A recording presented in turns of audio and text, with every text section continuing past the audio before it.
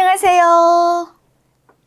중고차는 유미카의 이유미입니다. 중고차 필요하시거나 꽃이 필요하신 분들께서는 저희 유미카 전화 주세요. 그 밑에 홈페이지에 전화번호랑 다 있으니까 이거 참고해 주시면 좋을 것 같습니다. 자, 그럼 오늘도 저희 유미카의 새로운 초대 손님을 모셨습니다. 본인 소개 좀 해주세요. 네, 반갑습니다. 저는 네. 함경도 네. 월안군에서 살다가 네. 대한민국으로 이사 온 네. 김주찬이라고 합니다. 반갑습니다. 반가워요. 우리 주찬 씨는 제가 이렇게 보면은 거의 탈북 남자의 때를 거의 벗었다라고 말을 할 만큼 전혀 티가 안 나네요. 그런가요? 네. 네. 오신 지 얼마 됐어요? 올해가 딱 18년 차예요. 아하, 왠지. 네. 그래. 말투면 이렇게 조금 이 스타일이면 그런가요? 완전 네. 남한스러운 우리 대한민국 청년 같이 네. 그만큼 정착도 잘하고 하시는 것 같은데 지금 현재는 뭔 일을 하고 계세요? 지금은 통일부 공익법인 운영하고 있는 위로재단이라고 그 위로가 영어 우리라고 하는 위자에 아하. 한자로 길로자예요. 그래서 우리가 함께 가는 길이다. 그래서 남북한 출신들이 통일을 미리 좀 이렇게 준비하는, 그래서 통합하는 과정을 미리 지금부터 준비를 하자 그래서 특히 다음 세대 아이들이 통일에 대한 이런 경험들을 할 수 있도록 저희 위로 FC라고 하는 축구 교실도 남북한 같이 아이들 교육을 하고 있고. 되게 좋은 일 하시네. 네? 네. 그리고 또요. 또 그 부모 세대들 혹은 청년들을 기술 교육을 하고 있어요. 그래서 애플 전자제품 이런 거 서비스하는 기술 이런 거 교육한다거나 바리스타나 또 스마트 슈퍼 이런 것들을 창업하는 거를 교육하고 창업까지 이어지게끔 그렇게 돕고 있는 일들을 하고 있습니다. 그럼 거기서 대표님이에요? 네, 제가 맡아서 하고 있어요. 사단법인이죠? 사단법인입니다. 네. 통일부 산하 사단법인. 아무튼 우리 통일을 위해서 정말 좋은 일을 하고 있는 것 같아서 보기 좋습니다. 네. 그럼 우리 주찬 씨는 아까 함경북도 어랑군에서 살다 오셨다고 하셨는데 저도 북한에서 장사를 하다 보니까 웬만한 북한 지역은 거의 다 가보다시피 할 정도로 가봤는데 어랑군 하면 또 정말 깡 시골촌이잖아요. 깡어촌이죠. 네. 깡어촌에서 어떻게 우리 대한민국을 알고 그쪽에서 나왔는지. 아마 저희 동네에서는 제가 첫 탈북이었고 그 뒤에도 한 2가정 정도가 탈북을 했다고 들었어요. 거의 어랑군은 없었습니다. 네, 여기 이제 바닷가고 대부분이 이제 어업으로 생계를 하다 보니까 또 다른 지역보다 조금 그래도 그리고 이제 적경 지역하고 거리가 좀 있고 그러니까 탈북이나 이런 거에는 생각도 못 하죠. 근데 그렇죠. 저는 회령에 외가가 다 회령 쪽이에요. 국경 지역에 있었구나. 네, 어머니가 회령 탐사대 출신이라 그러다 보니까 이제 회령을 이제 오가고 그러면서 중국 쪽으로 좀 눈을 뜨게 된 다른 사람들보다 그래서 좀 빨리 탈북을 하게 된 것 같아요. 그럼 어랑군에 있을 때는 우리 한국에 대해서는 아예 뭐가 됐던 간에 알고 지낸 건 없었어요? 알고 지내는 건 없었는데 우리 아버지가 이제 항상 그런 얘기를 했었어요. 무슨 얘기? 남조선이 경제적으로 잘 산다. 아버님께서 되게 깨셨네. 제가 보니까 그럴 수밖에 없었을 거예요. 왜냐면 우리 집안은 대대로 좀 토대가 너무 안 좋은 거예요. 그래서 왜 그러냐 그랬더니 우리 그 할아버지가 6.25 때 이 남조선 계례군이 길을 알려달라고 그랬는데 길을 가르쳐 준 것 때문에 그게 죄다. 그거를 누가 나중에 또 고사질을 한 거죠. 그래가지고 그 사건으로 인해서 대대로 이제 내려오면서 출세를 할 수가 없는. 그러니까 북한에서 할아버지가 없어진 이유인 거죠. 어떻게 보면은 그거를 호적 같은 데다가 기록이 기록이 되는데 그 기록에 북한에서 일명 얘기하는 우리 국군을 남조선 계례군을 길리를 도와줬다. 요게 어떻게 보면 반역자 그런 거죠. 가까운 가족이었네요. 후손이었네요. 그런 거예요. 그러다 아니 길을 알려달라면 좀 알려줄 수도 있는 거지. 그게 왜 나쁘냐고. 그렇죠. 또 안 알려주면 또 죽을 수도 있잖아요.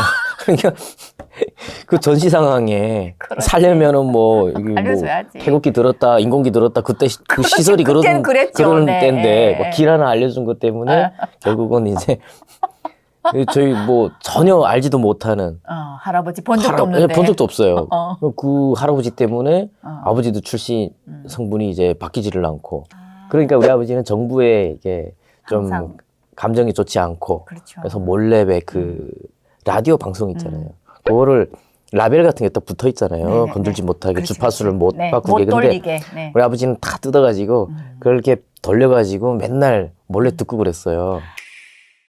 그래도 뭐 하가 복이 돼서 어떻게 보면 그렇죠. 할아버님께서 먼저 우리 대한민국의 그 국군들한테 길도 알려주고 아무튼 우리 대한민국을 도와드렸기 때문에 지금의 이를 주찬 씨가 한국으로 오게 된 계기라고 봐야죠. 인연이 그때부터 있었던 거죠. 그러면 아버님께서 북한 정부에 대한 그 반항심으로 인해서 항상 우리 한국에 대한 그 관심 속에서 라디오도 듣고 하셨다시는데 그랬죠. 그랬습니다. 제일 아버님께서 이야기하신 것 중에 라디오 네. 내용 중에 기억나는 건 있으세요? 아버지가 그랬거든요. 이 북한에서 이제 막 남한이 데모하고 뭐 막 이런 걸 보여주려고 막 TV에서 보여주는 거예요. 그럼 아버지는 다른 걸 보는 거예요. 그걸 보면서 이 사람들이 막 정부에 막 그 반항하고 막 이런 걸 보는 게 아니라 투쟁하는 거. 잘 봐라. 저 사람들 신은 신발을 봐라. 저 사람들이 입은 옷을 봐라. 저기 어떻게 가난한 나라냐. 그렇지. 이렇게 얘기를 하는 거예요. 소위 말하면 우리가 얘기하는 그 휴즈 막 이런 거. 다 그런 걸 신고 있는 거예요. 우리는 막 천으로 만든 운동화를 그렇지. 좋은 거라고 신고 다닐 텐데 그렇지. 막 그 가죽으로 된 거 신고 있고 그러니까 아버지는 그걸 보는 거예요. 경제적으로 굉장히 잘 산다. 그리고 저렇게 자유가 있으니까 저런 걸 하는 거다. 투쟁하는 것 자체는 네. 권리가 있다라는 거잖아요. 그런 기본 권리가 보장이 된다라는 거를 아버지가 계속 얘기를 하셨어요. 그래서 어릴 때부터 나만 뭐 우리가 뭐 헐벗고 굶주린 뭐 이렇게 가르치지만 저는 그게 그렇게 안 들리는 거예요. 우리가 헐벗고 굶주린데 우리가 더 막 이런 생각을 했었죠. 그러니까 사상이 좋지 않았어요. 아니 중국으로 왔더니 같이 이렇게 탈북해 오신 그 한 뭐 친구들이 누가 옆에서 뭐 중국 사람들이나 한국 분들이 뭐 김일성이 어쩌고 막 이러면 뭐 화를 내는 분들도 있어요, 있고 그러는 거예요. 네가 감히 중국에 왔으면 맞지 조용히 살지 왜 우리 수영님을 김일성이라고 하냐.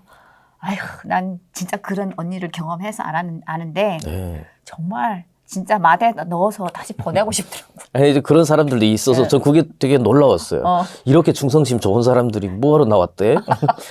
저는 전혀 공감이 안 돼가지고. 그렇지. 네. 그래서 뭐 김일성이 죽었을 때도 뭐 눈물이 안 나는데 다 울고 그러니까 그렇죠.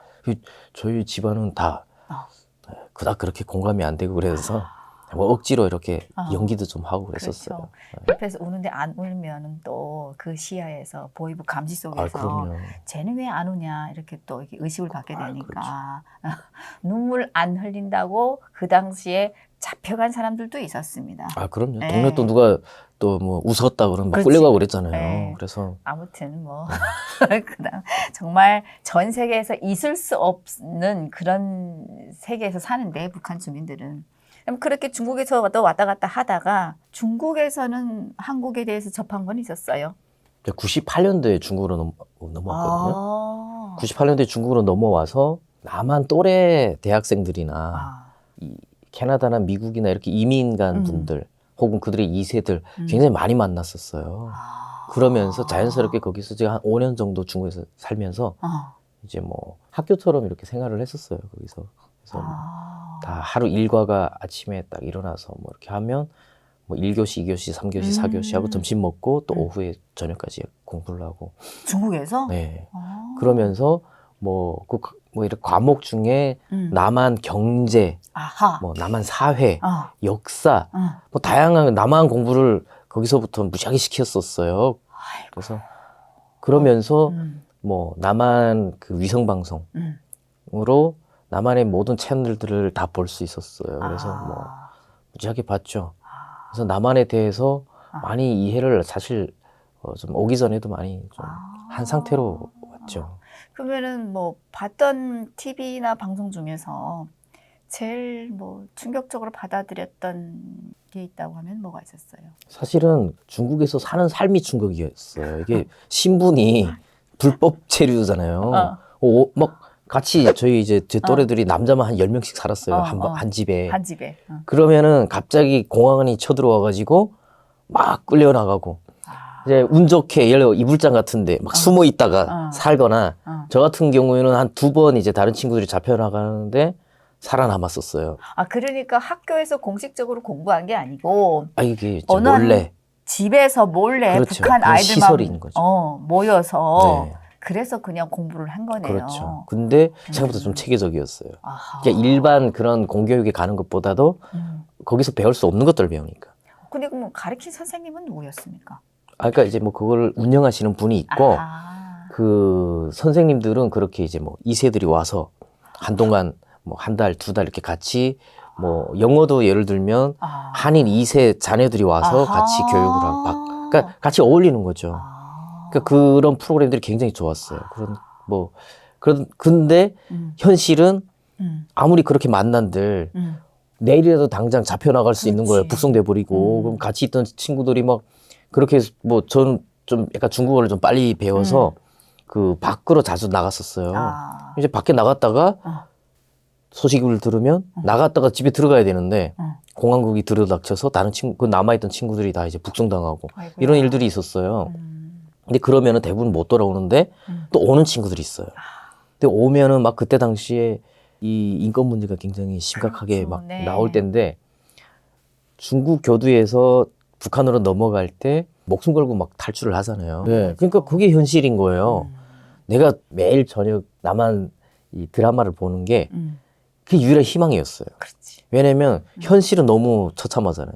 언제 북송될지도 모르고 남한 분 사람들 뭐 대학생들 친구들 만나서 같이 어울리는데 또 정작 이들이 우리랑 같이 사는 건 아니잖아요. 그렇죠. 와서 낮에 잠깐 교육하고 가고 내가 막상 그러고 사는 나면 거는 현실은 지옥이고. 진짜 지옥 같고 근데 나만 드라마를 보는 게 유일한 그 낙이었던 게 그 드라마에서 뭐 이렇게 등장하는 인물들이나 가족들의 삶이나 내 또래들의 어떤 삶이나 이런 걸 보면 천국 같은 거예요. 막. 그렇지. 너무 저런 삶을 내가 이제 뭐 꿈꾸고 정말 평생의 소원 같은 삶을 사는 사람들의 모습이 매일 저녁 TV로 보는 거잖아요. 그렇지. 그 시간만큼은 내가 거기 가 있는 것 같은 맞아요. 상상 속에서 저도 사는 그랬어요. 거예요. 예. 그러니까 그냥 TV를 그냥 맨날 그 TV를 봤어요. 한국 드라마나 이런 걸 보고 낮에는 막 그 음악 프로그램 막 그 녹음해가지고 막 그치. 듣고 밤에 막 가사를 외우고 막 그러면서 한참 그럴 나이였어요. 그래서 그렇지.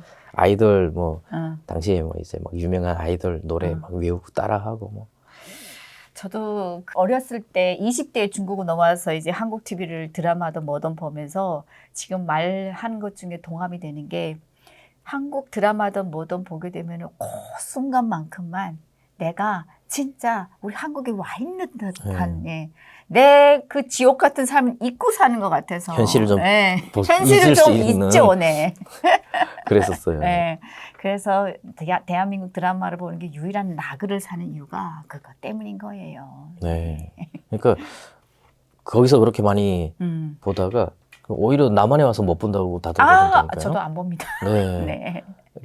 북이나 네. 중국에서는 네. 이제 한가하게 그런 거 이제 보다가 다들 여기 와서는 바빠서 여기서 북한에 있을 때보다 더 못 본다고 그래요, 다들. 맞아요. 막상 살아보니까 그냥 드라마는 드라마고 내가 살기 바쁘죠. 현실은 여기가 그렇지. 네, 치열하게 그냥 그러니까요. 눈코 뜰 새 없이. 그렇지. 그러면 그렇게 또 중국에서 한국 그 2세의 그 선생님들한테서 공부도 하고 교육도 받고 또 그렇게 대한민국 드라마도 보면서 어떻게 한국을 오게 됐어요?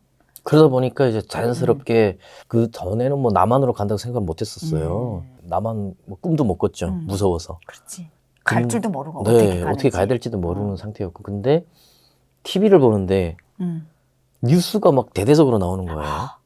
봤더니 막 대사관으로 넘어 들어가고 10몇 명이 막 20몇 명인가 막 담장을 막 넘어서 막 뛰어 들어가고 막 그 사람들이 한국에 와서 인터뷰를 막 하고 막 이런 것들이 막 나오는 거예요.